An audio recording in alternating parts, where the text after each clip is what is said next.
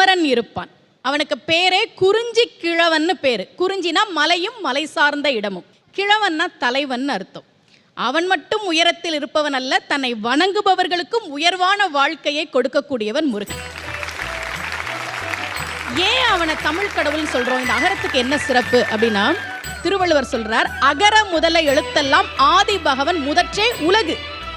உலகத்துல உள்ள எல்லா மொழிக்கும் அகரம் முதல் எழுத்துன்னு சொல்றார். இதுல ஒரு சின்ன தப்பு இருக்க மாதிரி இல்ல? இங்கிலீஷ்ல எது முதல் எழுத்து? ஏ. லத்தீன்ல வேற இருக்கலாம், பிரெஞ்சுல வேற இருக்கலாம். ஆனா வள்ளுவர் என்ன சொல்றார்?